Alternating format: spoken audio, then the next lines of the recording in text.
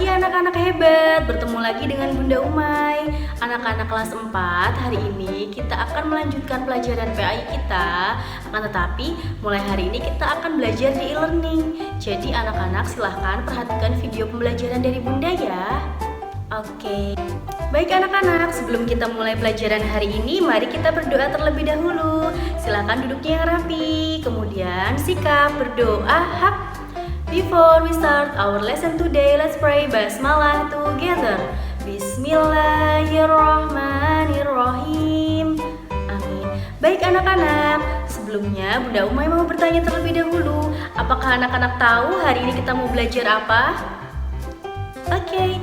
Baik anak-anak, hari ini kita akan mempelajari yaitu bab 4. Silahkan dibuka buku paketnya pada halaman 41, yaitu tentang bersih itu sehat.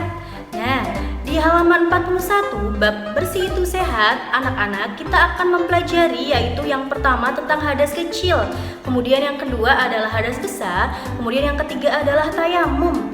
Khusus untuk hari ini kita akan mempelajari hadas kecil terlebih dahulu. Nah, yang akan dipelajari di hadas kecil yang pertama adalah pengertian dari hadas kecil, yang kedua adalah sebab-sebab hadas kecil, yang ketiga adalah tata cara bersuci dari hadas kecil atau sama dengan tata cara berwudu. Setelah ini Bunda Umay punya video pembelajaran. Silahkan anak-anak perhatikan dengan baik ya. Anak-anak kelas 4 yang hebat, hari ini kita akan mempelajari bab 4, yaitu bab tentang bersih itu sehat. Hari ini kita akan mempelajari yaitu macam-macam bersuci dari hadas. Yang pertama hadas kecil, yang kedua hadas besar, yang ketiga tayamum. Yang akan kita mulai hari ini adalah materi tentang hadas kecil. Apa itu hadas kecil? Pengertian dari hadas kecil adalah keadaan tidak suci yang mewajibkan seseorang untuk berwudu. Maksudnya adalah apabila seseorang dalam keadaan berhadas kecil dan hendak melakukan ibadah sholat, maka wajib untuk menghilangkan hadasnya terlebih dahulu, yaitu dengan berwudu. Berikut adalah pengertian wudu.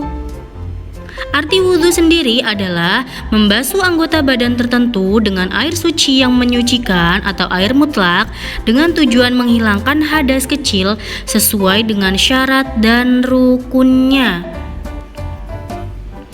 Berikut adalah dalil Al-Quran tentang berwudu. Ada di dalam surat Al-Maidah ayat 6. Ya ayyuhalladzina amanu idza qumtum ilas sholati faghsilu wujuhakum wa aydiyakum ilal marafiqi wamsahu biru'usikum wa arjulakum ilal ka'bain.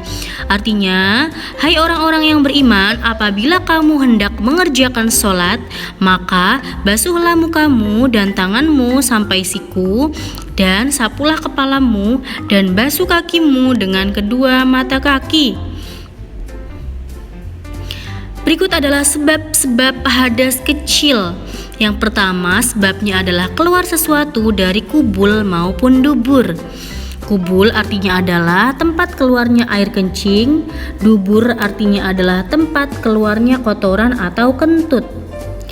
Selanjutnya, sebab dari hadas kecil adalah hilang akal. Maksud hilang akal diantaranya adalah mabuk, pingsan, ayan, atau tidur, kecuali tidurnya dalam posisi duduk. Selanjutnya, memegang atau menyentuh dubur atau kubul dengan telapak tangan. Hal ini dijelaskan di dalam hadis Rasulullah SAW yang artinya, barang siapa menyentuh kemaluannya, hendaklah ia berwudu. Berikut adalah tata cara berwudu. Yang pertama, syarat sah wudu. Nomor 1 adalah beragama Islam, yang kedua adalah mumayyiz atau bisa membedakan mana yang benar dan mana yang tidak benar.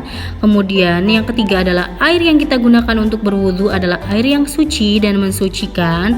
Yang keempat adalah tidak terhalang air masuk ke dalam kulit. Selanjutnya, ini adalah rukun wudhu. Apa saja yang harus kita perhatikan ketika kita hendak berwudu? Yang pertama adalah harus niat. Yang kedua membasuh muka. Yang ketiga membasuh kedua tangan sampai siku. Yang keempat mengusap sebagian rambut. Yang kelima membasuh kaki sampai dengan mata kaki.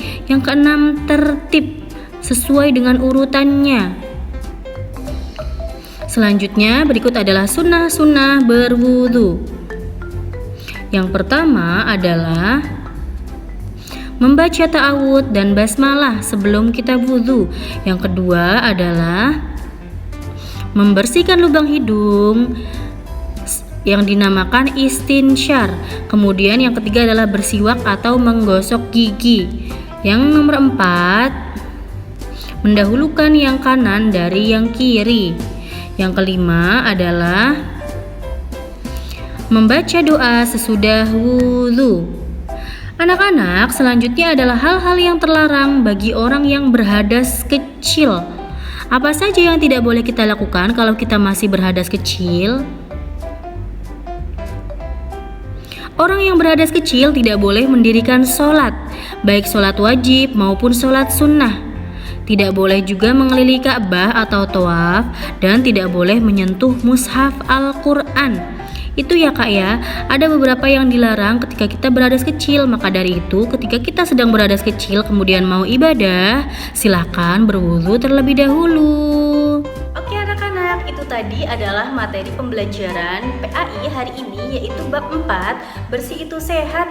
Tadi anak-anak sudah belajar, yang pertama adalah tentang pengertian dari hadas kecil, yang kedua tentang sebab-sebab hadas kecil, yang ketiga adalah tentang tata cara bersuci dari hadas kecil.